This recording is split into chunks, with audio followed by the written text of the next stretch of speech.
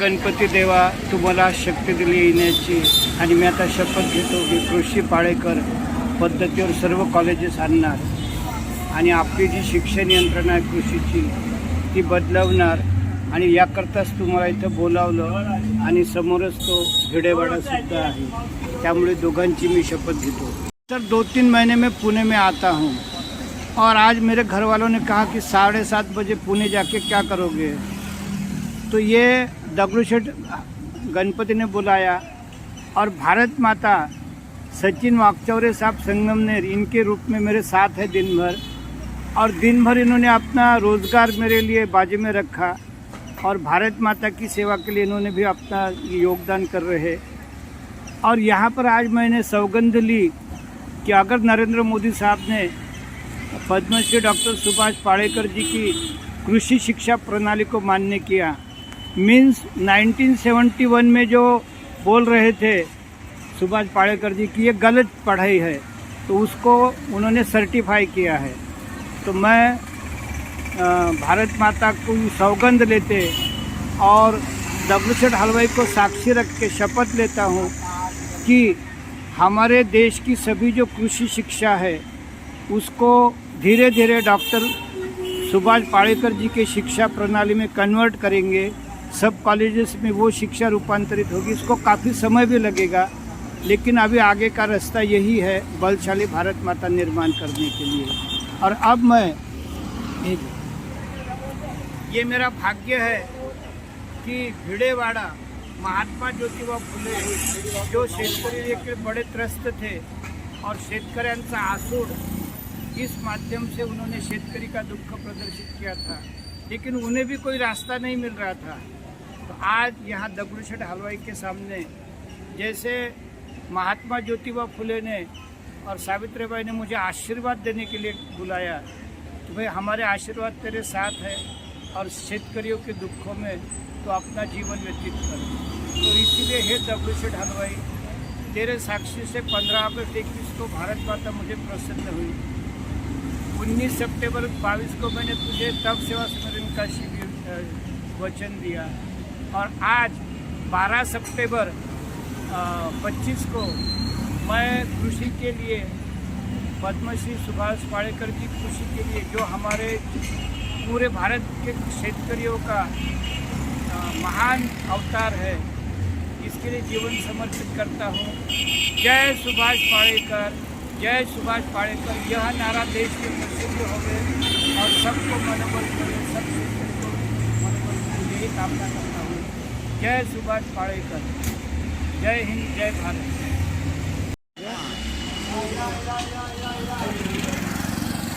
भिडेवाड़ा जिथं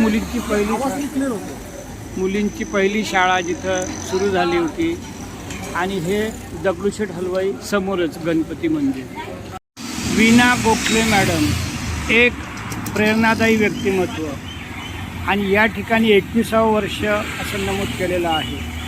अंदाजे आतापर्यंत 400 सेवाभावी संस्थांना निस्वार्थपणे त्यांना प्रेरणा देऊन समाजातील अंदाजे 20 कोटी रुपये सेवामूल्य समाजाकडून देण्यात आलं। आणि हे जे कम्युनिकेशन आहे हे स्वतः देणं समाजाचं म्हणून वीणा गोखले मॅडम ही बांधिलकी स्वीकारत आहे, आणि त्यांचा हा नंबर सर्व जगाला मुक्त अवेलेबल आहे। ठिकाणी आज या ठिकाणी निवारा सभागृहात 24 सेवाभावी संस्था ज्या आहेत त्यांच्या परिचयाचं आयोजन केलेलं आहे, आणि या 24ची यादी या बोर्डवर जोडलेली आहे। आणि आपण ते गावं बघूया। जळगाव, अमरावती, पुणे, कोल्हापूर, बुलढाणा, वाशिम, तळेगाव, सातारा, इंदापूर, पुणे, बीड अशा रीतीनं सर्व राज्यातल्या ह्या संस्था आहेत। आणि निवारा संस्था यांनी त्यांना एक ही जागा दिलेली दिसतं, आणि इथं ते आयोजन केलेलं आहे। ताईंनी जे आतापर्यंत काम केलं त्याची अशी झलक आणि ओळख या ठिकाणी आपल्याला दिसतं। 21 वर्षापासून ही संस्था काम करत आहे। संस्थेचा स्टॉल आहे, ज्याला आपण परिचय स्टॉल म्हणूया। स्वयंसिद्ध फूड स्टॉल आणि इथे जवळपास 25 स्टॉल असे हे केलेले आहेत. तर आता आपण ते बघूया.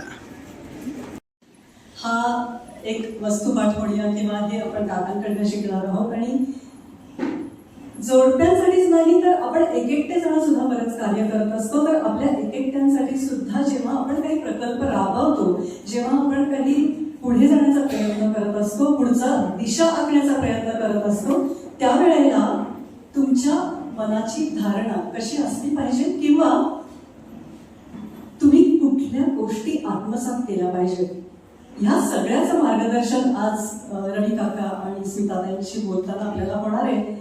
आणि आज ह्या दोघांशी संवाद साधण्यासाठी डॉक्टर सावनी येणार आहे. आणि म्हणून मी म्हटलं की आज आमच्या दोघींच्या कामांची आधार आहे. आज ती मुलाखत घेणार आहे आणि मी सभागृहामध्ये बसून या मुलाखतीचा आनंद घेणार आहे. तर आपण सगळे उत्सुक आहोत, तशी मी उत्सुक आहे. पण सुरुवातीला मी काकांचं आणि ताईंचं स्वागत करते.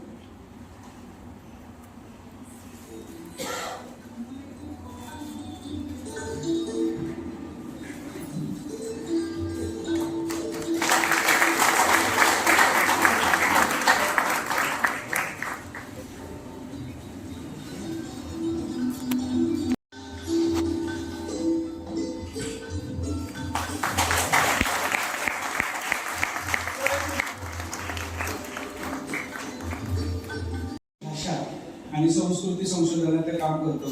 महिन्याला 7,500 ते 10,000 असा किलोमीटर प्रवास आम्ही सगळे आमची टीम करते.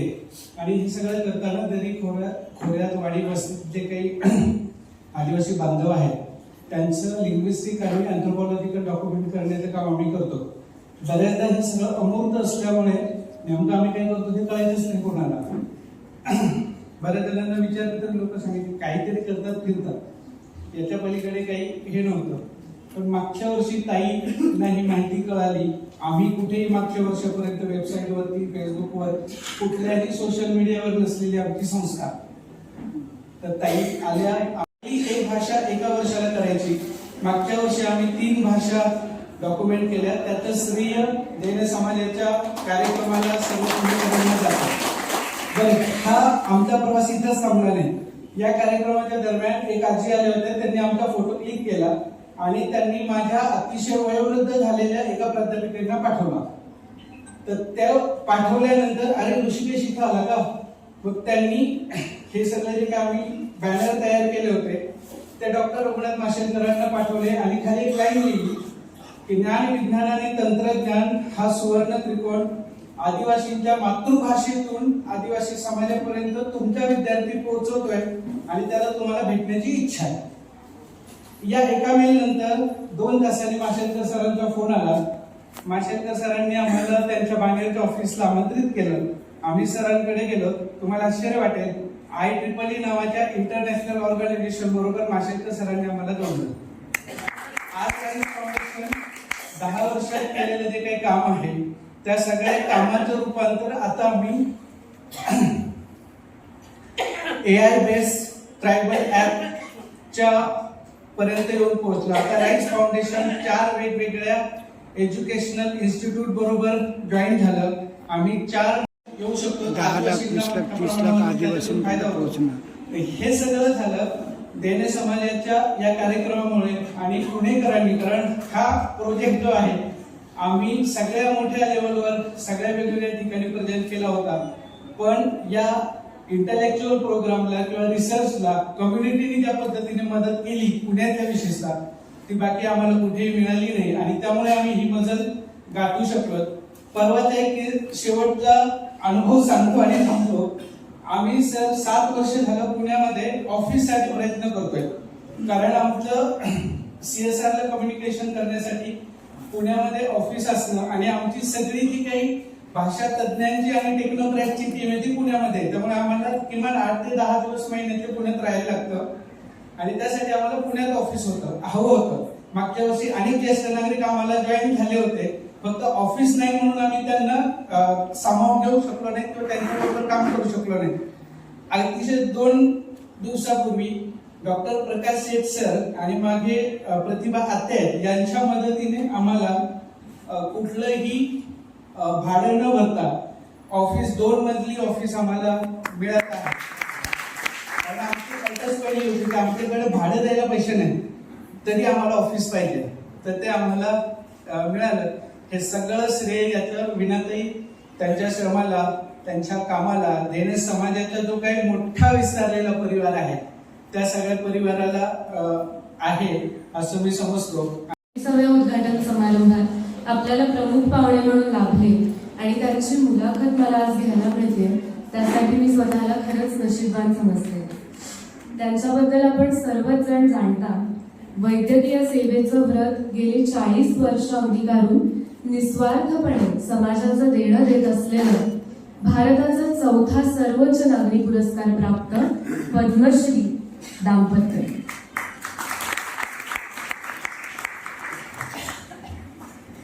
सर, आज पहिल्यांदाच तुम्ही देणे समाजाचे या अनोख्या उपक्रमात येत आहे. या उपक्रमामागची संकल्पना आणि उद्देश इतर प्रदर्शनांच्या तुलनेत खूप वेगळा आहे. तो तुम्हाला कसा वाटतो? मला असं वाटतं की अशा उपक्रमांची खूप गरज आहे आणि प्रामुख्याने आर्थिक बाब तर बऱ्याच अंशी भागवल्या जाते, पण थोडंसं देणे समाजाने ताईंचं मी लक्ष वेधित करू इच्छितो की तरुणांना या कार्यक्रमामध्ये कसं सहभागी करून घेता येईल. आणि एक मॅनपॉवरची मुख्य संस्थांची गरज असते की व्हॉलेंटिअरिझम कमी होतो आहे, स्वतःहून येणारे युवक यामध्ये कमी होतात आहे आणि एक नोकरी म्हणून येऊ इच्छितात, पण त्या पलीकडे आपण व्हॉलेंटिअर म्हणून जर त्यांना आणू शकलो, विशेषतः NCC NSS जसं आहे राष्ट्रीय पातळीवर, तसं एखादं विंग जर पुण्यातून सुरू झालं की जे युवकांना याकडे आकर्षित करेल की तुम्ही 8 दिवस या संस्थेमध्ये जा आणि त्यांची मदत करा, जी तुमच्याच्याने होईल ती. गरज नाही की त्यांना तो सगळे डॉक्टरच असले पाहिजे किंवा सगळे शिक्षकच असले पाहिजे, संस्थेच्या कामानुरूपच त्यांना शेप असला पाहिजे. स्वच्छतेचे कामं असतील, कुठलीही अडीनडी कामं असतील, कोणी ऑफिसचं काम करत असेल, ज्याला जे स्किल असेल ते स्किल त्या संस्थेला मदत होईल. आणि मला एक अडचण मुख्यत्वे दिसते की संस्था जी त्यांनी सुरू केली ते खूप जीव तोडून काम करतात, पण त्यांना स्वतःसाठी वेळ नाहीये.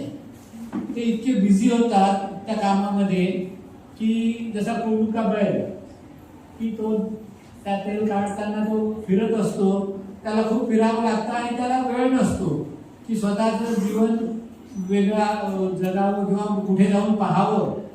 एवढं विशेषतः इंटेरियर भागांमध्ये हे शक्य नाही आणि त्यासाठी तसं एखादं जर विंग यासोबत सुरू झालं म्हणजे आर्थिक बाजू तर आहेच संस्थांची, पण मॅनपॉवरची जी बाजू आहे ती पण सांभाळणं खूप महत्वाचं आहे असं मला दिसतं. वेगवेगळ्या संस्थांमध्ये गेल्यानंतर डॉक्टर धामण्यांकडे गेल्यानंतर त्यांना वेळ नसतो, गिरीशला वेळ नसतो बाहेर जाऊन काही पाहायचं नवीन करायचं म्हटलं तर तसं त्यांनाही विरंगुळ्याची गरज असते. आता आमचं ठीक आहे की आम्हाला मुलांनी सांभाळला आणि आमच्या जबाबदाऱ्या त्या बाबतीतल्या कमी झाल्या आहेत, पण अनेक संस्थांमध्ये असं होत नाही.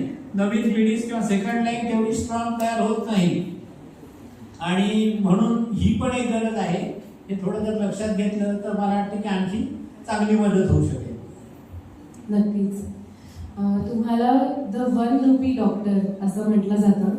डॉक्टरकी पेशा आणि सामाजिक काम ह्या 2 सर्वात उदात्त गोष्टींची सांगड घालताना तुम्हाला काय काय अडचणींना तोंड द्यावं लागलं आणि अशा परिस्थिती बाकी संस्थांना पण भोगाव्या लागतात, तर अशा ठिकाणी हा उपक्रम देणे समाजाचे सारखा उपक्रम संस्थांना कसा उपयोगी पडू शकतो?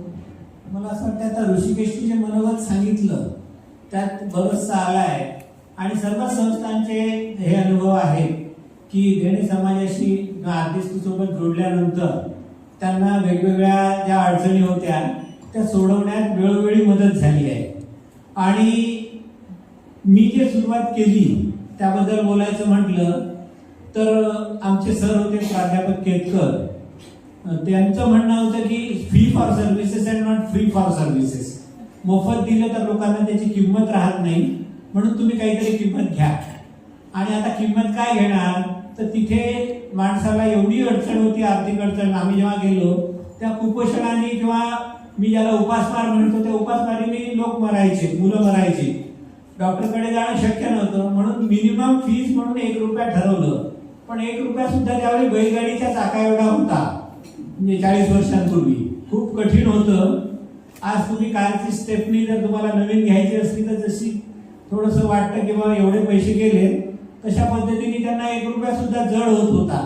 त्यामुळे ज्यांना जमेल त्यांच्याकडनं घ्यायचं, नाही जमेल त्यांना ते नाही, अशा पद्धतीने सुरुवात केली. आणि कॉलेजचं दुसरं आम्हाला टीचिंग होती की early diagnosis and prompt treatment. डॉक्टरनी खेड्यात जायला हवं, कारण तिथेच अर्ली डायग्नोसिस होऊ शकेल. मेडिकल कॉलेजमध्ये जेव्हा मुलं यायची, पेशंट यायचे, तेव्हा ते ॲडव्हान्स कंडिशनमध्ये यायचे, स्टेज 4 मॅलिग्नन्सी. तिथे फक्त परीक्षेपर्यंत त्यांचं केस म्हणून शिकवलं जायचं आणि नंतर त्यांना सांगितलं जायचं की आता तुम्ही घरी जा, याला काही ट्रीटमेंट नाही आहे, अनक्युरेबल पॅलिएटिव्ह ट्रीटमेंट, तेवढ्यापुरतं तात्पुरतं थातूर मातूर काहीतरी करून त्यांना परत पाठवायचं. तर हे कुठेतरी मनाला लागत होतं आणि म्हणून अशा जागेचा शोध घेतला आणि तिथे गेलो. आणि मला असं वाटतं की त्यामधून माझी पण घडण झाली. तिथला समाज जरी आपण त्यांना मागासलेला मानतो, पण ते खूप प्रगत आहे असं मला दिसलं. कारण त्यांच्याकडे चोरीची संकल्पना नाही, कुणाची वस्तू आपण घ्यावी ही संकल्पना नाही, तुला कुणाला द्यावं. गावामध्ये हॉटेल नाही, गावामध्ये लॉज नाही, थांबायचं असलं तर कुणाच्याही घरी, आणि घरी आलेल्या पाहुण्याला उपाशी ठेवणं कुणाला जमत नाही. त्याला अर्ध्या भाकरीची तत्वभर भाकर देण्याची वृत्ती ही मी तिथे अनुभवली, जी शहरामध्ये नव्हती. पण त्यामधूनच मी 4 वर्ष मला लोकांनी सपोर्ट केला की मला कधीच सुरुवातीला मी नेलेला किराणा जो होता तो तसाच राहिला. त्यांनीच मला जेवण खाऊ घातलं, म्हणजे मी त्यांची मदत करायला गेलो की ते माझी मदत करत होते, मला आधी प्रश्न पडतो. आणि नंतर जेव्हा लग्न झालं तर त्यांनी घर भरून दिलं, म्हणजे ती पण अडचण त्यांनी ठेवली नाही. त्यामुळे मला असं वाटतं की त्यांच्याकडनंच मी जास्त घेत राहिलो सतत आणि त्यांच्याकडनं शिकत राहिलो. आणि त्या शिकण्यातून एक लक्षात आलं की नवीन पिढीला आपण सपोर्ट केलं पाहिजे. आणि मी पण तोच उद्देश ठेवला की अधिकाधिक लोकांना आपण कसं मेळघाटामध्ये आणू शकू, कारण हे माझं एकट्याचं काम नव्हतं. आणि त्यांनी मिळून मेळघाटाला आणखी चांगलं करण्याचा प्रयत्न सगळे करतात आहे. हे असं आपोआप हळूहळू घडत गेलं. आणि मी नेहमी कुठेही जातो ते हे आवाहन करतो की तुम्ही पण मेळघाटात या आणि तुमच्याजवळ जे काय असेल, वेगवेगळ्या प्रत्येकाजवळ काहीतरी आहे ते देण्याचा प्रयत्न करा. आणि खूप गरज आहे समाजाला, पण आपण काय देऊ शकतो? आपण जसं बाबा आमटे नेहमी म्हणायचे, भान राखून योजना आखा आणि बेभान होऊन अंमलात आणा. त्यामुळे मी डॉक्टर होतो, मी डॉक्टर म्हणून तिथे गेलो. पण त्यानंतरचे जे प्रश्न मला दिसत गेले, मग ते रस्त्याचे प्रश्न असो, विजेचा प्रश्न असतो. माझी जेव्हा लग्न झालं तेव्हा सगळ्यात महत्त्वाची अडचण लक्षात आली की पिण्याचं पाणी नाही आहे. आमच्या गावात टँकर होते, मग आम्ही वॉटरशेडची कामं केली आणि त्यामधून शेतीकडे मग वळलो. अशा वेगवेगळ्या गोष्टी वेळोवेळी जशा सुचत गेल्या तसं पुढे जात गेलो. आणि शेतीने एक आधार दिला आम्हालाही आणि तिथल्या लोकांनाही. आणि त्यामधून मेळघाटची पण प्रगती झाली. कुपोषणाचा अभ्यास केला जेव्हा मी MD केलं त्यावेळी.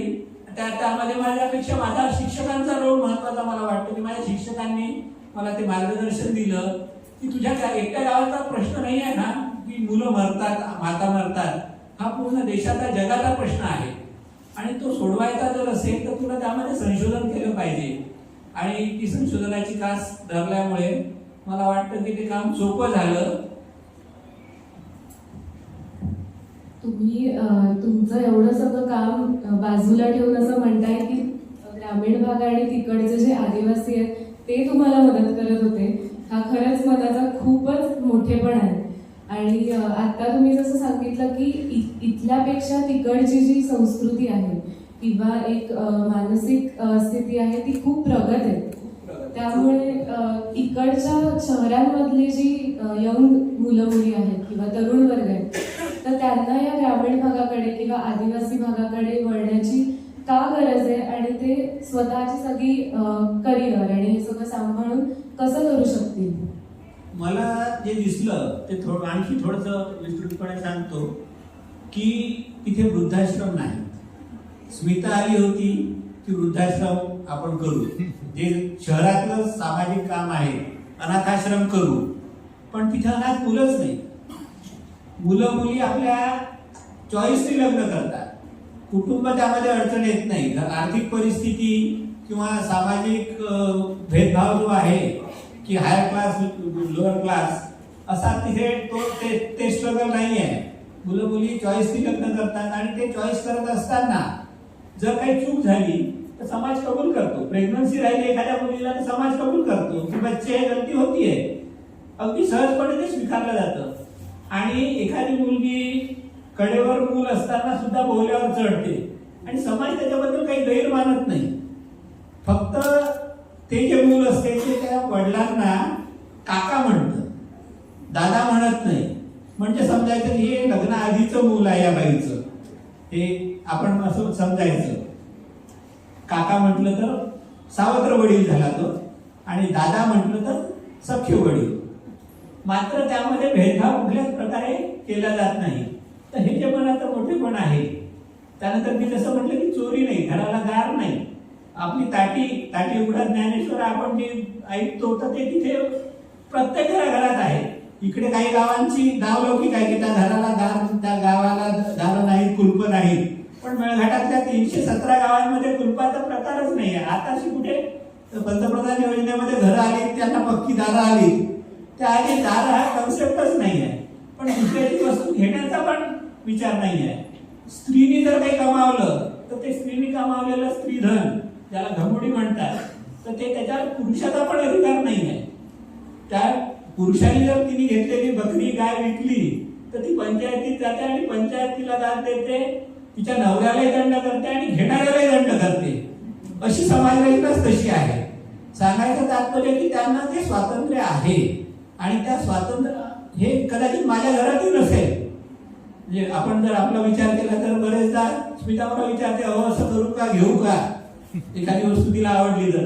पण तिथे नाहीये, तिला तिचं स्वातंत्र्य आहे, तिचा पैसा तिचा मोकळा तिच्या हातात असतो. तर ह्या ज्या गोष्टी आहेत अशा अनेक गोष्टी आहेत. आणि मला असं वाटतं की युवकांनी या भागामध्ये जर आलं तर जसं आता सुनील निरुपमाचं उदाहरण मी सांगितलं, किंवा बंडू पौर्णिमाचं आहे, किंवा ऋषिकेश आला, ही अनेक नवीन पिढी आली, आशिष आला, कविता आली. तर ह्या सगळ्यांनी येऊन मेळघाटाला अधिक चांगलं करण्याचा जो प्रयत्न केला, असं आणखीही युवकांनी यावं. आणि मला असं वाटतं की मी असं मानतो की जमीन जर चांगली असेल तर पीक चांगलं येते. आम्ही जे मोठे झालो तर या लोकांनी आम्हाला मोठं केलं. म्हणजे तिथली जी जमीन आहे ती खूप सुपीक आहे, चांगली आहे, लोकांना नवीन विचार ऍक्सेप्ट करणारी आहे. सांगायचं तात्पर्य की नवीन विचार ते स्वीकारतात, त्याला त्रास देण्याची भूमिका कुणाचीच नाही आहे. त्यामुळे सरकारी कर्मचारी सुद्धा जेव्हा येतात तेव्हा घाबरत येतात, पनिशमेंट पोस्टिंग मानतात की आदिवासी भागात माझं पोस्टिंग झालं. पण जे त्यात रुळून राहतात ते मात्र तिथे कायमस्वरूपी राहण्याचा विचार करतात. 10-20 वर्ष म्हणजे असे पण अधिकारी आहेत की जे तिथेच रिटायर झाले, तिथेच ते राहायला लागले, तिथेच त्यांनी घर बांधलं. रिटायरमेंट नंतर पुन्हा आपल्या गावी जाण्याचा विचार कोणाचा येत नाही. तर हे जे स्थैर्य त्यांना सामाजिक स्थैर्य आपण म्हणून ते लाभतं, ते तिथल्या लोकांच्या सहकार्याने आणि सहभागाने. ही खूप मोठी जमेची बाजू आहे. मूल कडेवर असतानाही लग्न होऊ शकते. आणि तो जेव्हा काका म्हणतो तेव्हा नाही सर, आपण समजायचं की हे पहिले घर का आहे. आता आमच्या घरी येणारे ऋषिकेश सारखे मोठे मोठे पुरुष, सुनील निरुपमा सारखे, त्यांना मी सहज सांगू शकते की हे मेरे पहिले घर का आहे. त्याच्यामुळे पण त्या लोकांना कधी अडचण वाटली नाही. फक्त काय बाय तुम्हाला किती पहिले घर के बच्चे है एवढंच विचारायचे. पण ही अडचण कधी अशी आली नाही की मग पहिले घर के किती बच्चे, मग ही अशी असेल तशी असेल. इतकी सहजता त्यांच्या जीवनात आहे. आणि दुसरा भाग मला असं महत्वाचं वाटतं, त्यापेक्षाही महत्वाचं म्हणजे मुलींच्या दृष्टीने की मुलींना तिथे स्वातंत्र्य आहे. निर्भया कांड शहरांमध्ये होतात, तिथे नाही. हातामध्ये विळा असला तर ती एकटी मुलगी जंगलामध्ये जाऊन सहजपणे सगळी कामं करून येते. आता विळा कशासाठी हातामध्ये, तर तो जंगली पासून रक्षणासाठी. त्याच्या पलीकडे तिच्यावर कुणी 2 पायांचा हल्ला करेल ही मनात भीतीच नाही आहे. ही खूप मोठी गोष्ट आहे. आणि त्यामुळे मी नेहमी म्हणतो की शहरातील मुली जर तिथे आल्या तर त्यांना कुठल्याही प्रकारची अडचण नाही जात आणि त्या सहज वावरू शकतात आणि समाज पण त्यांना ऍक्सेप्ट करतो. त्यामुळे पौर्णिमा पहिले आली, बंडू नंतर आला. बंडू म्हणजे पौर्णिमा आल्यानंतर त्याचं लग्न व्हायला, तिचं लग्न व्हायला 4 वर्ष 5 वर्षाचा वेळ लागला, पण ती एकटीने तिने काम सुरू केलं. तर असे अनेक आहेत उदाहरणं. मला अजून एक इथे आधी 200 पर 1000 होता, म्हणजे 1000 नवजात बालकांपैकी 200 नवजात बालक ही दगावत होती. पण सरांच्या आणि मॅमच्या कामामुळे आणि आता एवढ्या वर्षाच्या सेवेमुळे हा इन्फंट मॉर्टॅलिटी रेट 1040 झालेला आहे. त्यामुळे स्वतःच्या आयुष्यातली 40 वर्ष एखाद्या कामासाठी वाहून दिल्यावर तेही बैरागड मेळघाटासारख्या दुर्गम भागात आता मागे वळून बघताना अशी कुठली गोष्ट आहे जी बघून असं वाटतं की केलेल्या कामाचं सार्थक झालं? मला त्यामध्ये खूप महत्वाचं असं वाटतं की मी जसं सुरुवातीला सांगितलं की 1 रुपया पण बैलगाडीचा चाका एवढा मोठा होता. म्हणजे 1993ची जर गोष्ट तुम्हाला सांगायची तर आमची शेजारीण आली आणि स्मिताला हे तसेच दिवस होते पोळ्याच्या जवळपासचे. तर ती तिला म्हणाली की बाई 4 आने उधार देंगे क्या. कशासाठी तिने विचारलं तर ती म्हणाली की जब से बारिश लगी ना तो तेल में बघारी हुई सब्जी नहीं खाई. तेलात फोडणी दिलेली भाजी खाल्ली नाही, पाण्यातच उकळायची तीच खायची. बहुत दिन से सोच रही थी कि 4 आने अगर मिल जाएंगे तो तेल लाऊंगी और बघार के खाऊंगी. ही परिस्थिती तुम्ही लक्षात घ्या की आमच्या 3ऱ्या घरी मधात एक घर आणि त्याच्या बाजूचं घर, तर तिथे 4 आणे नसल्यामुळे 2 महिने पावसाळ्याचे गेलेले आहेत आणि बिना तेलाचे भाजी खाल्लेली आहे त्या परिवाराने. आणि ज्यावेळी नोटबंदी झाली त्यावेळी गावातला एक शेतमजूर माझ्याकडे आला आणि तो म्हणाला कि डॉक्टर साहब मेरे पास 13,500 रुपए है और 500 के नोट और 2000 के नोट तो बंद हो गए, उसका क्या करेंगे. त्यांनी ऐकलं ना नोटबंदीचं. तर मी म्हटलं काही हरकत नाही, तू मला दे, मी तुला एक्सचेंज मध्ये 100च्या नोटा देतो, ते पेट्रोल पंपावर चालतील, म्हणजे डिझेल मला भरता येईल. सांगायचं तात्पर्य कसं की ही परिस्थिती नोटबंदीपर्यंत अशी बदलली. आणि ही कशातनं बदलली तर त्याचे प्रमुख मला जे गोष्टी दिसतात त्या गोष्टी अशा दिसतात की कुपोषण जे होतं त्या प्रश्नाचा मी शास्त्रीय अभ्यास केला माझ्या शिक्षकांच्या मदतीने. त्याचं क्रेडिट माझ्यापेक्षा माझ्या शिक्षकांना, पाठक मॅडम, वासुदेव मॅडम किंवा इंगोले सर जे माझे गाईड होते त्यांना आहे. आणि त्यातनं जी जनहित याचिका केली, जनहित याचिकेतनं ऑनरेबल हायकोर्टाने सुरुवातीला नागपूर हाय बेंचनी आणि नंतर मुंबई बेंचनी आणि पुढे सुप्रीम कोर्टाने सुद्धा त्यात इंटरफिअर केलं जेव्हा जयंत पटेल तिथे गेले. आणि त्या सगळ्यांनी स्टेट गव्हर्नमेंटला ज्या डायरेक्टिव्ह दिल्या त्या डायरेक्टिव्हमुळे स्टेट गव्हर्नमेंटला काही पावलं उचलावी लागली. दुर्लक्षणाला भाग होता त्याच्याकडे लक्ष द्यावं लागलं आणि प्रॉब्लेम सॉल्व्हिंग सुरू झालं. त्यात वेगवेगळ्या NGO आल्या, त्यांनी आपापल्या पद्धतीने ती कामं केली आणि सगळ्यांचं फलित म्हणून इन्फंट मॉर्टॅलिटी रेट हा कमी व्हायला लागला आणि आर्थिक परिस्थिती पण सुधारायला लागली. जेव्हा लोकांचे शेतीचे प्रश्न घेऊन लोक माझ्याकडे आले त्यावेळी मी तर शेतीमधला काही शिकलेला नव्हतो, मेडिकल डॉक्टर होतो आणि आपल्याकडे कसं आहे झापट लावून शिक्षण आहे. घोड्याला जसं टांग्याच्या घोड्याला जसं शिकवतात की तो फक्त रस्ता त्याला दिसला पाहिजे, आजूबाजूला दिसायला नको, एककल्ली सगळं. तर त्या एककल्लीपणामुळे मला ती माहिती काहीच नव्हती. ॲनिमल किंवा प्लांट फिजिओलॉजी मला माहित नव्हती, प्लांट पॅथॉलॉजी माहित नव्हती. तुरीचे आणि हरभऱ्याचे मेलेले झाडं माझ्याकडे लोक घेऊन आले. ज्यावेळी मी न्यूमोनिया डायरिया चांगला करतो हा विश्वास त्यांना झाला, मेडिकल प्रॉब्लेम सॉल्व्ह करतो, ॲग्रिकल्चर प्रॉब्लेम पण याला येईल. मी कृषी विद्यापीठाकडे गेलो. कृषी विद्यापीठाने जे सल्ले सांगितले ते त्यांना सांगितले, पण ते सल्ले त्यांना मानवले नाहीत. त्यांनी म्हटलं की बाबा तुम्ही सांगताय, वो अगर हम सुनेंगे और कुछ भी नहीं पकेगा तो करके दिखाओ. आणि ते चॅलेंज त्यांनी मला दिलं. ते चॅलेंज मी स्वीकारलं, कारण बाबा आमचे नेहमी म्हणतात युथ इज ही जो चॅलेंजेस स्वीकार करतो त्याला तरुण म्हणायचं. वय हा क्रायटेरिया नाही आहे. नवीन चॅलेंज स्वीकारण्याची ज्याची तयारी आहे तो तरुण. आणि त्या न्यायाने मी ते चॅलेंज स्वीकारलं. त्यांनी मला शेतीचा तुकडा दिला. मी शेती त्यांना करून दाखवली कृषी विद्यापीठाच्या मदतीने. त्यातनं उत्पन्न निघते हे त्यांना दिसलं. मग त्यांनी ते फॉलो केलं आणि त्यामधून मग माझ्या मोठ्या मुलाने ठरवलं की मी शेती देईन, मी शेती करीन.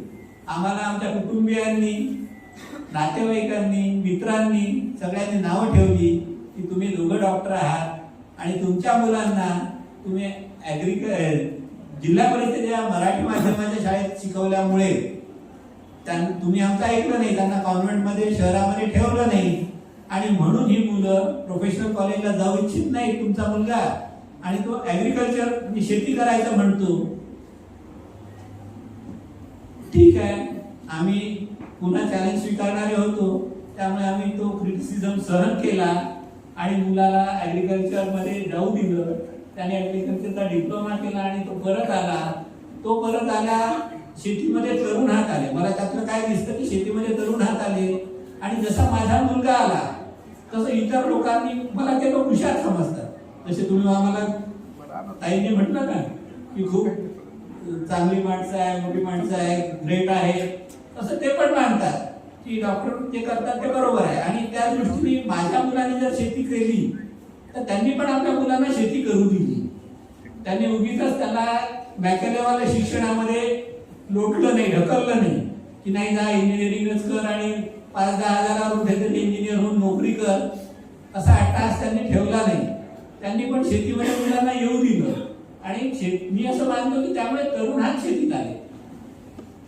तरुण हात शेतीत आले. जी अडचण होती तिथे निसर्ग प्रसन्न आहे, धोधो पाऊस पडतो आणि छोटे मोठे बांध बंधारे आम्ही जे सुरुवातीपासून वॉटरशेडचं काम हाती घेतलं. वॉटरशेडचं काम हाती पण यासाठी घेतलं की हातांना काम मिळावं, पोटाला अन्न मिळावं. रोजगार हमीची कामं, मेळघाट नंबर 1 वर असतो की रोजगार हमीची कामं करण्यासाठी. आणि त्या रोजगार हमीच्या कामातनं सुरुवातीला मी गेलो तेव्हा आमच्या गावामध्ये टँकर होतं, पिण्याचं पाणी उन्हाळ्याभर नसायचं.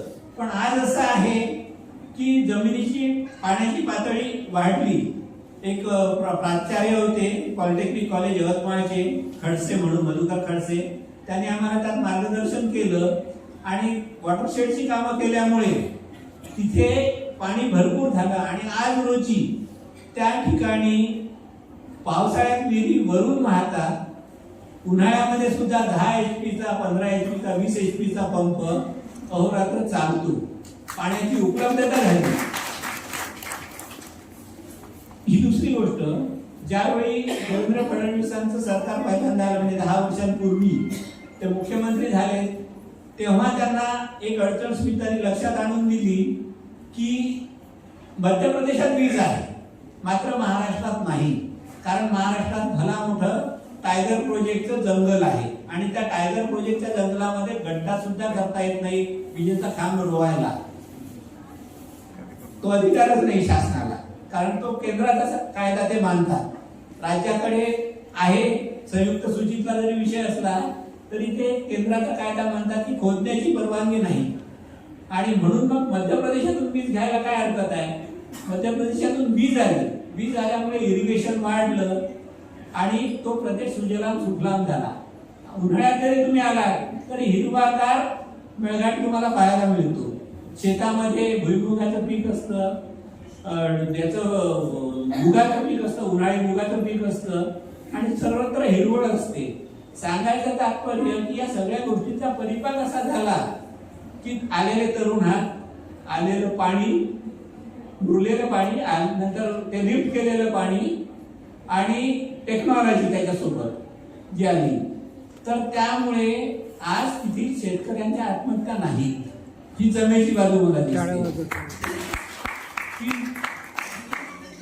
विदर्भात मराठवाड्यात शेतकरी आत्महत्या हा महत्वाचा प्रश्न आहे. अमरावती जिल्हा, यवतमाळ जिल्हा टॉपवर आहे, पण मेळघाटात त्या नाही.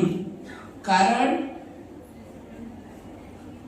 ह्या सगळ्या जे गोष्टी घडल्या स्लोली त्यामधून असा परिवर्तन झालं की आज तिथे शेतकऱ्यांच्या आत्महत्या नाही. दुसरा एक भाग मला असा जाणवतो की तरुण हाताला सुरुवातीला म्हणजे 1985 ला मी गेल्यानंतर 89 पासून आम्ही रोजगार हमीची कामं सुरू केली. तरुण हातांना कामं मिळाली आणि त्यामुळे जेव्हा जेव्हा नक्षलवादी त्या भागात आले त्यांनी इन्फिल्ट्रेट होण्याचा प्रयत्न केला. विशेषतः 93 मध्ये या कुपोषणाचा प्रश्न ऐरणीवर होता. 97 मध्ये त्या दोन्ही वेळी तिथल्या तरुणांनी नक्षलवाद्यांना साथ दिली आणि त्यामुळे हा जो टेररिझम आहे नक्षलवाद्यांसोबत येणारा आणि त्यामुळे होणारा समाजाला त्रास आहे त्यापासून मेळघाट फ्री राहू शकला. मला त्या दोन गोष्टी अशा जमेच्या दिसतात की तिथे मी जर गेलो नसतो तर जसं इतर वन क्षेत्रांमध्ये टेररिझम आहे नक्षलवाद्यांचा तो राहिला असता आणि शेतकऱ्यांच्या आत्महत्या जशा विदर्भात आहेत त्या मेळघाटात सुद्धा राहिल्या असतात आणि ही खूप मोठी जमेची बाजू मला दिसते की तिथे गेल्यामुळे शक्य नाही. लागणाऱ्या प्रत्येक गोष्टींमधली सुधारणा ही मेळघाटात तुमच्यामुळे बघायला मिळते. या सगळ्यामध्ये मला स्वतः डॉक्टर असून मुलाला शेती करण्यासाठी प्रवृत्त करण्याचा जो विचार आहे तो खूप महत्त्वाचा वाटला आणि त्याच्यामुळे झालेले बदलही तुम्ही सांगितले. खरंच खूप काही शिकण्यासारखं आहे यातनं. याचा पुढचा प्रश्न डॉक्टर स्मिता कोल्हे मॅमना आहे. समोर बसलेल्या अनेक संस्था चालकांपैकी अनेक जण तुमच्यासारखंच एक ध्येय मनात धरून वाटचाल करणारे पती पत्नी आहेत. अतिदुर्गम भागात जाऊन सामाजिक काम करताना त्यांचं सहजीवन कसं असावं याबद्दल या जोडप्यांना काय सांगाल? मला असं वाटतं की इथे अनेक जोडपे आहेत, अनेक तरुण हात आहेत, अनेक लोक वेगवेगळ्या क्षेत्रात आपापल्या इच्छेने काम करत आहेत आणि त्याचा सुगंध या सोनसापासारखा सगळीकडे दरवळत आहे आणि त्यांचं जे भरारलेलं काम आहे ते समाजासाठी निश्चितच उपयोग आहे.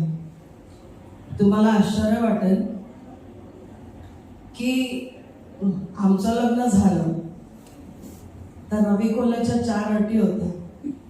त्यावेळेस मी नागपुरात भरभक्कम नोटा छापणारे डॉक्टर होते, त्यामुळे भरपूर नोटा छापत होती. शेवटी कंटाळा आला, करायचं काय ह्याचं. सगळं झालं, कानातले झाले, नाकातले झाले, गाडी आली, अमुक ठमुक ठमुक सगळं झालं. विंडो शॉपिंग नंतर खरं खरं शॉपिंग झालं.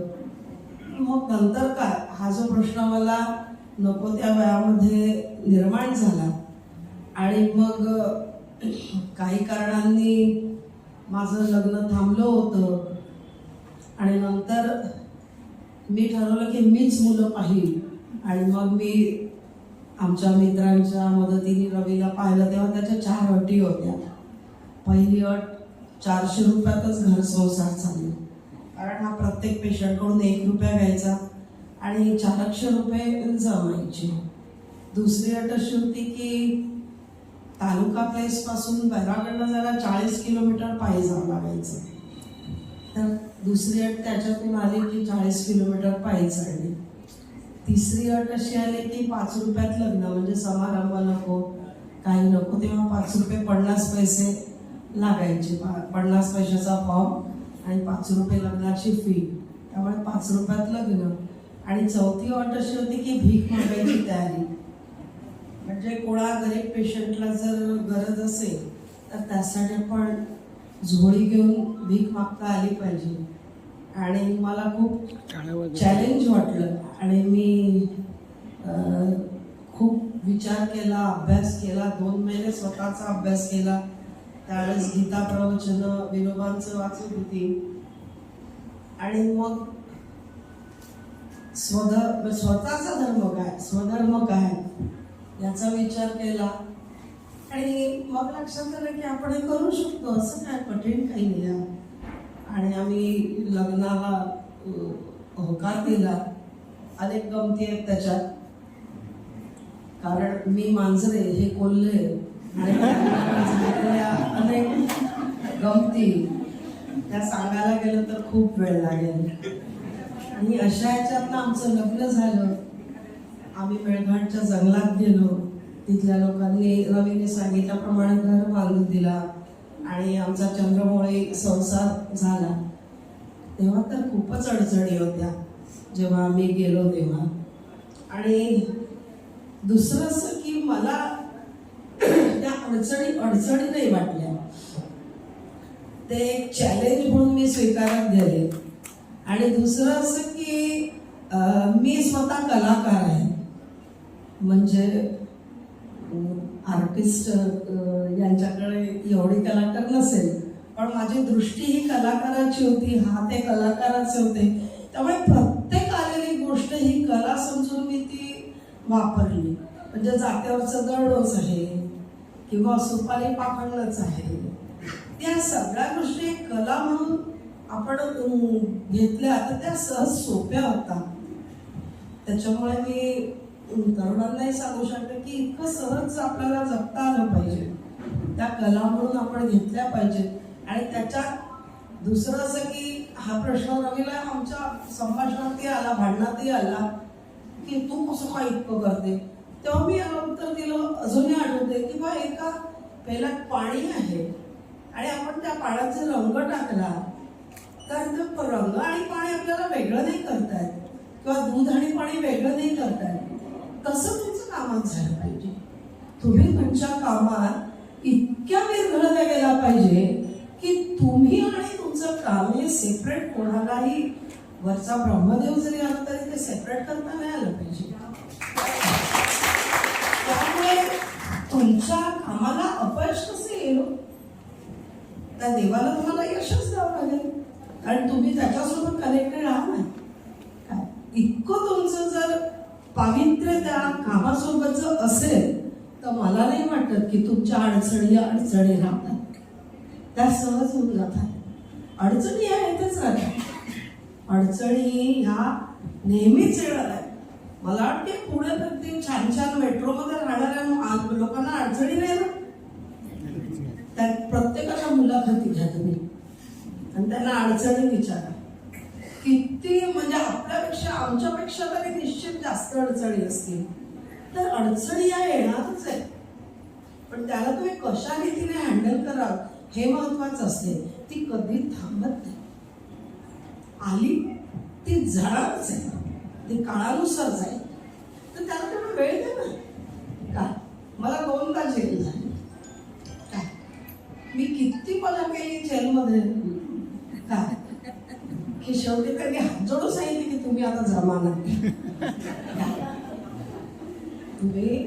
मी चक्क सांगितलं मी जमा नाही, मला तुम्ही का बरं पडलं काय. त्यांना ही परिस्थिती आली, त्यामुळे तुम्ही त्याची मजा घ्यायला शिका. आणि आयुष्य हे समाजात काम करताना त्यांचंच नाही, सहज लोकांचंही नाही ना. तर प्रत्येक गोष्ट जर इतकी सहज आपल्याला करता आली जगण्याची तर किती मजा येईल, प्रत्येक क्षण किती आनंदाचं होईल.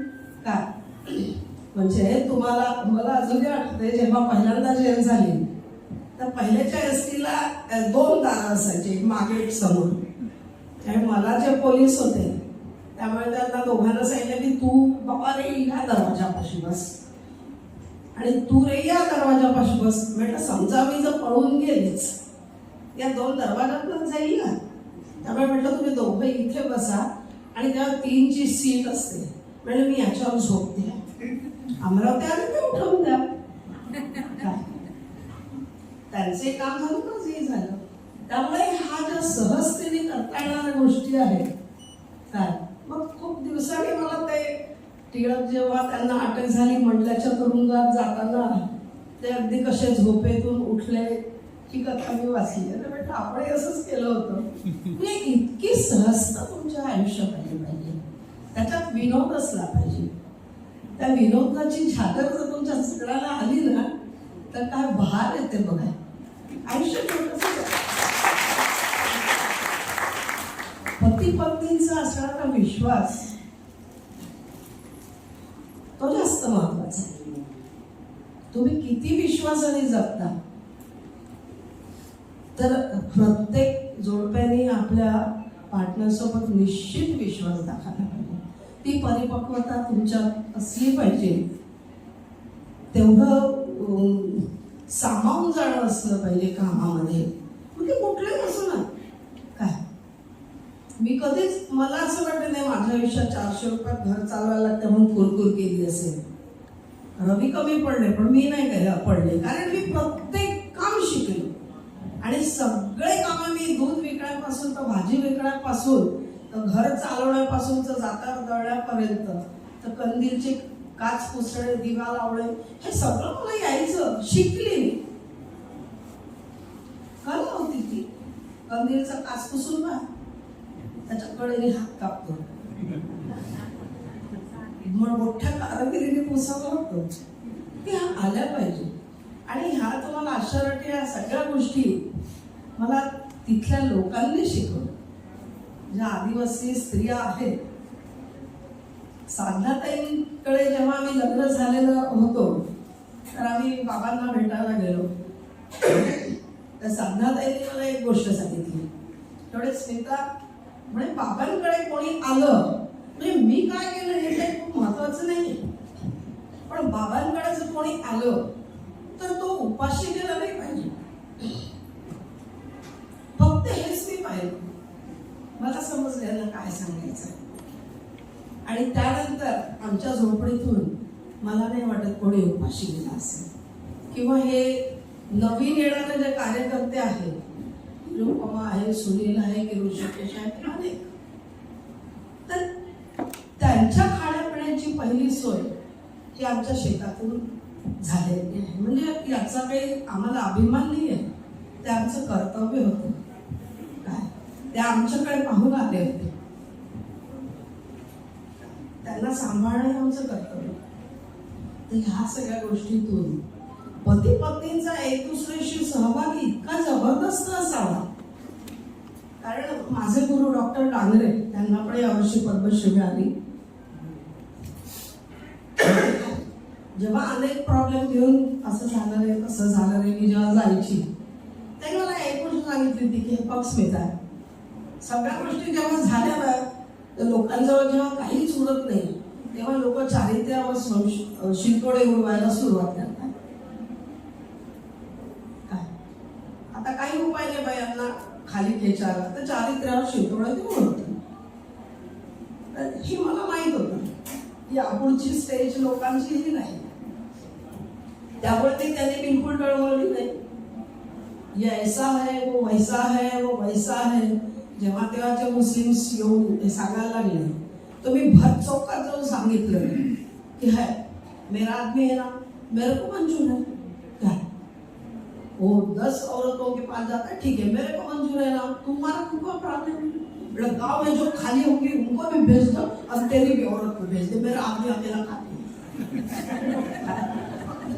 एवढं खमकेपणाने जर तुमची स्त्री जर सांगत असेल तर त्या नवऱ्याला काय काम आहे समोर यायचं. यापुढे जास्त ते काय करणार आहे तुमचं, काहीच करू शकत नाही. जगातली सगळ्यात मोठी ताकद स्त्री आहे हे विसरू नका. तुमचं मोठेपण तुम्ही कधीच विसरू नका. शालीनता तर ही पाहिजेच, शालीनता ही असावीच आपल्या वागण्यातून सगळ्या गोष्टीतून, पण स्वतःचं शूरत्व तुम्ही विसरू नका. हे विसरायची गोष्ट नाही आहे. सगळ्या स्त्रियांना मी सांगेन, कारण तुम्ही नुसती कल्पना करा, एखादा माणूस जर कोणी आलं दादागिरी करायला हमरी तुमरीवर, तुम्ही समोर जा, तुमच्यावर तो हमरी तुमरी गाजवू शकत नाही. काय एखादा पुरुष जाऊ द्या, त्याची गच्ची धरून त्याला एक कानपट्टी देवी घालून काय. त्यामुळे मला वाटत नाही असे कधीही प्रसंग जेव्हा आले काय डॉक्टर साहब काय त्या मी जायची काय घर की मालकीन तो मैं हूं. मेरे से बात करते हैं, नहीं डॉक्टर साहब, अरे डॉक्टर फाक्टर मैं तो नहीं जानती कौन है तो, मेरे से बात करते हैं. हा जो खमकेपणा आहे, स्वतःच्या पतीच्या पाठीमागे नव्हे तर समोर उभी राहणारी स्त्री आहे.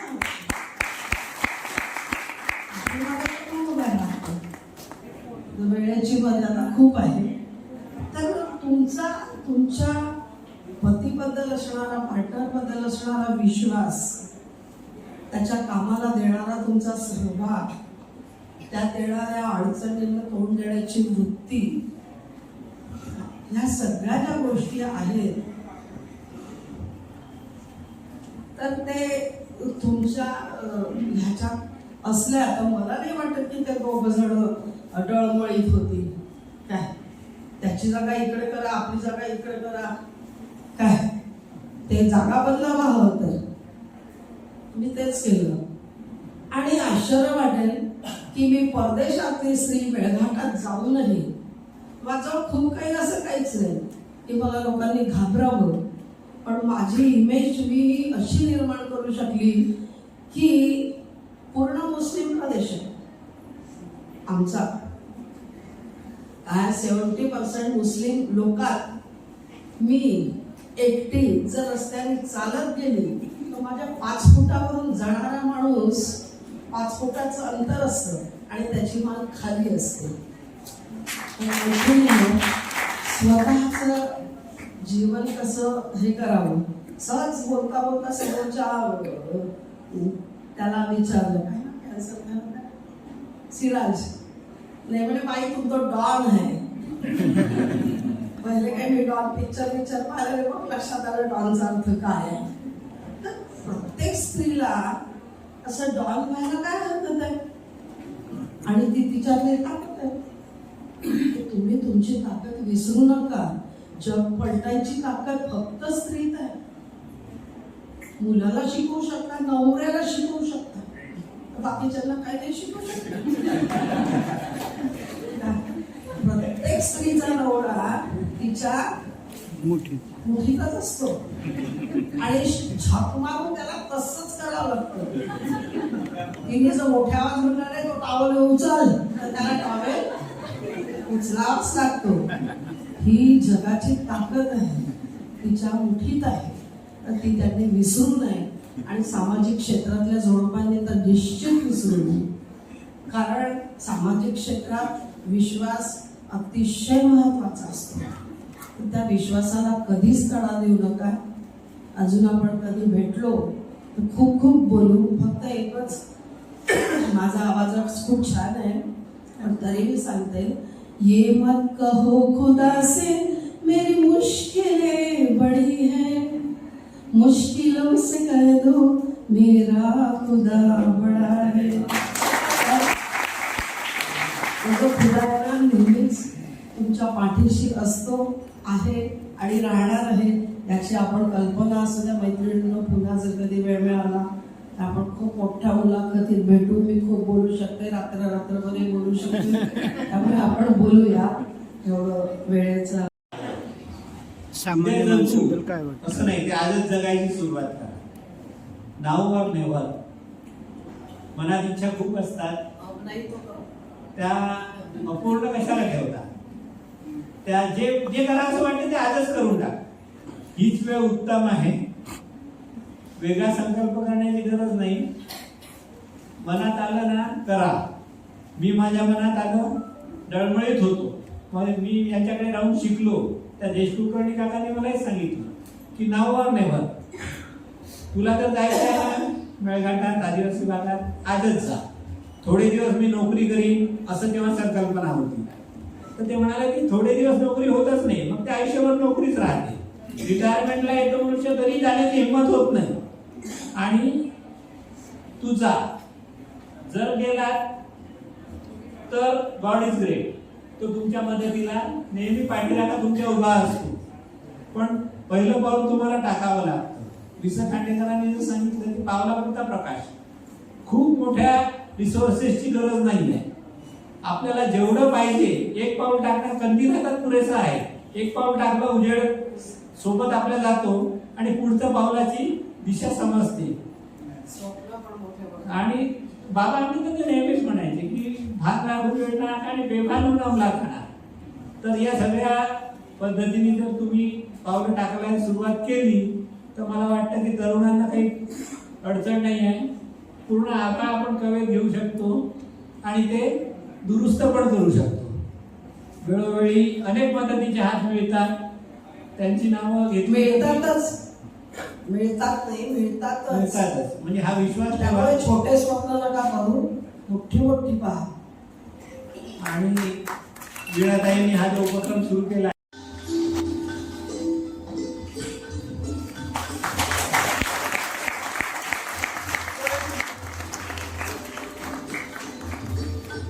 भाषा आणि संस्कृती संशोधनाचं काम करतो. महिन्याला 7,500 ते 10,000 असा किलोमीटर प्रवास आम्ही सगळे आमची टीम करते. आणि हे सगळं करताना जरी खोऱ्यात वाडी वस्तीत जे काही आदिवासी बांधव आहेत त्यांचं लिंग्विस्टिक आणि अँथ्रोपॉलॉजिकल डॉक्युमेंट करण्याचं काम आम्ही करतो.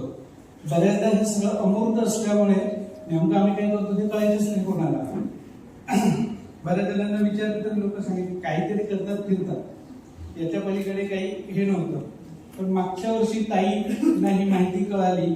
आम्ही कुठेही मागच्या वर्षापर्यंत वेबसाईटवरती फेसबुकवर कुठल्याही सोशल मीडियावर नसलेली आमची संस्था. तर ताई आल्या. एक भाषा एका वर्षाला करायची. मागच्या वर्षी आम्ही 3 भाषा डॉक्युमेंट केल्या. त्याचं श्रेय जैन समाजाच्या कार्यक्रमाला सर्व जातात. बरं, हा आमचा प्रवास इथंच थांबला नाही.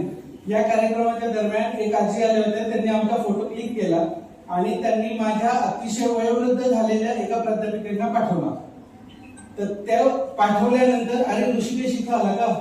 मग त्यांनी हे सगळे जे काही आम्ही बॅनर तयार केले होते ते डॉक्टर रघुनाथ माशेलकरांना पाठवले आणि खाली एक लाईन लिहिली की ज्ञान विज्ञान आणि तंत्रज्ञान हा सुवर्ण त्रिकोण आदिवासींच्या मातृभाषेतून आदिवासी समाजापर्यंत तुमच्या विद्यार्थी पोहोचवतोय आणि त्याला तुम्हाला भेटण्याची इच्छा आहे. या एका मेल नंतर 2 तासांनी माशेलकर सरांचा फोन आला. माशेलकर सरांनी आम्हाला त्यांच्या बांगेरच्या ऑफिसला आमंत्रित केलं. आम्ही सरांकडे गेलो. तुम्हाला आश्चर्य वाटेल, IEEE नावाच्या इंटरनॅशनल ऑर्गनायझेशन बरोबर माशेलकर सरांनी आम्हाला जोडलं. आज राईस फाउंडेशन 10 वर्षात केलेलं जे काही काम आहे त्या सगळ्या कामाचं रूपांतर आता आम्ही AI बेस्ड ट्रायबल ऍपच्या पर्यंत येऊन पोहोचलो. आता राईस फाउंडेशन 4 वेगवेगळ्या एज्युकेशनल इन्स्टिट्यूट बरोबर जॉईन झालं. आम्ही 4 येऊ शकतो. 10 लाख 20 लाख 30 लाख आदिवासींपर्यंत पोहोचणार. हे सगळं झालं जैन समाजाच्या या कार्यक्रमामुळे आणि पुणेकरांनी. कारण हा प्रोजेक्ट जो आहे आम्ही सगळ्या मोठ्या लेवलवर सगळ्या वेगवेगळ्या ठिकाणी प्रेझेंट केला होता.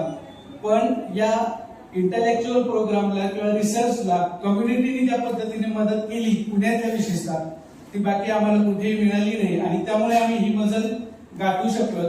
परवाचा एक शेवटचा अनुभव सांगतो आणि थांबतो. आम्ही सर 7 वर्ष झालं पुण्यामध्ये ऑफिससाठी प्रयत्न करतोय.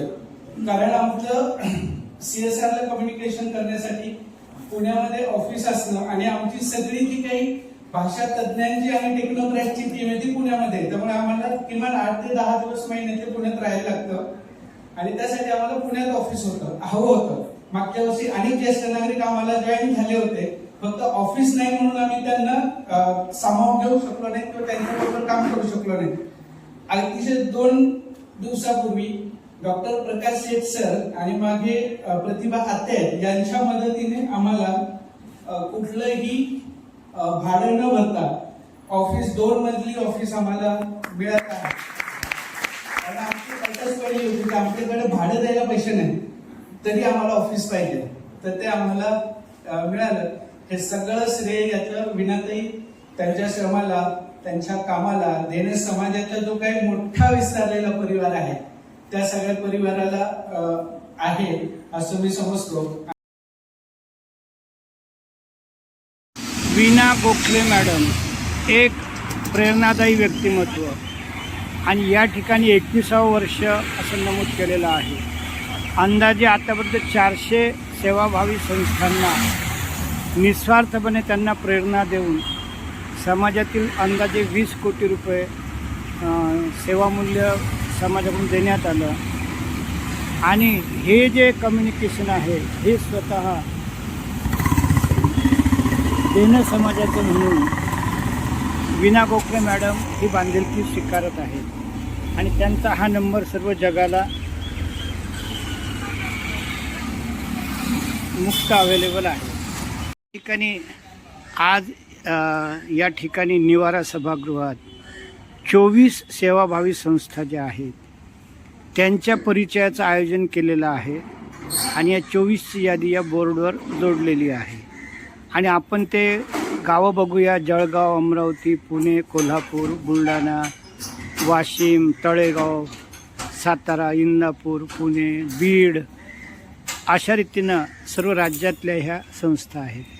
आणि निवारा संस्था यांनी त्यांना एक ही जागा दिलेली दिसतं आणि इथं ते आयोजन केलेलं आहे. ताईंनी जे आतापर्यंत काम केलं त्याची अशी झलक आणि ओळख या ठिकाणी आपल्याला दिसतं. 21 वर्षापासून ही संस्था काम करत आहे. संस्थेचा स्टॉल आहे ज्याला आपण परिचय स्टॉल म्हणूया. स्वयंसिद्ध फूड स्टॉल आणि इथे जवळपास 25 स्टॉल असे हे केलेले आहेत. तर आता आपण ते बघूया.